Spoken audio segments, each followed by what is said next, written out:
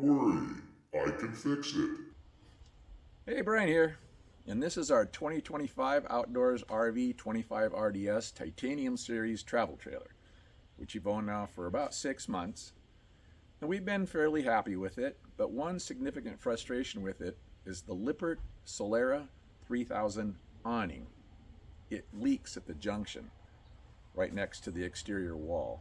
And water drips all along down here, and in particular, right over the steps and drips on our head. We can't store anything down here because everything gets wet, water runs along the ground.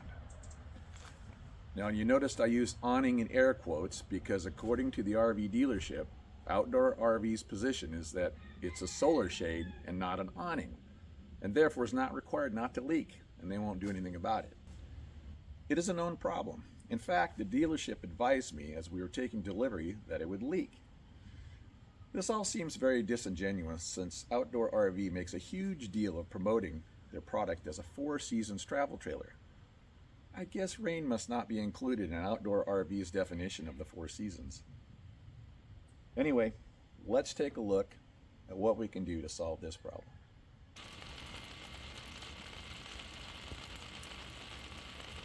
Okay, after doing some testing, I determined that the leak is actually coming through this area here. This is flexible and this is aluminum, and I'm surprised none of these actually leak. They're just aluminum joints, but maybe that circle goes around enough inside there, and I'm actually surprised that it does leak here because this is rubber and you would think that would make a tight seal. It's not leaking there, which is good, so I've come up with a solution to use some tape. So I'm going to try, I'm going to do a sample area here and just put it on a little small area and just to see how I think that's going to go flexing in and out. All right, so this is the product I selected, just got it off of Amazon. Was just interested in something that was relatively thin, sticks easy, and had a good width. This is 2 inches, which might be a little wide, but should be okay. All right, that's the 2-inch dimension right there, and I just randomly decided to line it up with that edge, thinking that it might not work too good sticking over the top of those ridges, but maybe it would be okay to do that, and then less on the rubber part here. All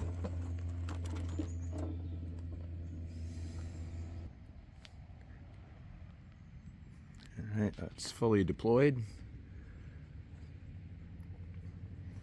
And that puckers down in there, and so the water would just land in there but then be shed. So I think that looks pretty good.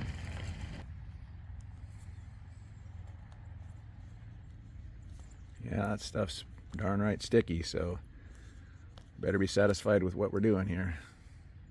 That's good stuff though. I'll get some acetone or something to clean that up, or just go over the top of it. It'll be fine. Yeah. Looks like that'll seal really well. Okay, I'm happy with the prototype we put on there. It looks like it's going to work well. So now the first thing we're going to do is go down here and clean the full length of it with the denatured alcohol, so we get a good adhesion.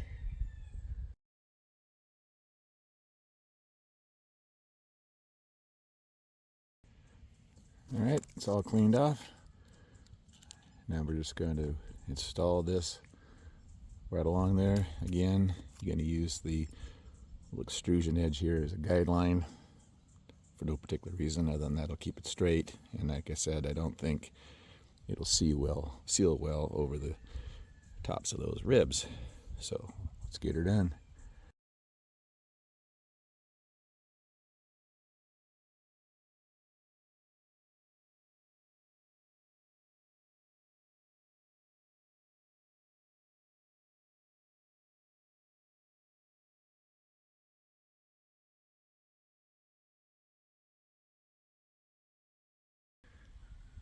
All right, there's the install complete.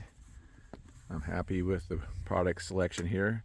I did go back one more time and travel down with the cloth and rubbed it in a little more smooth, make sure that it's fully contacted.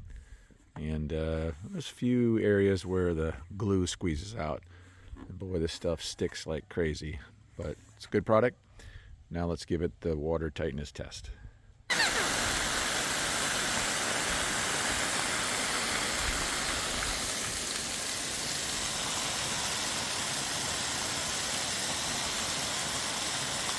Not a leak to be seen. Used to drip right down there on top of the steps. Okay, that wraps it up. Another successful repair. Hope you enjoyed and found the video useful. And remember, in the infamous words of Mr. Red Green, if the women don't find you handsome, they should at least find you handy.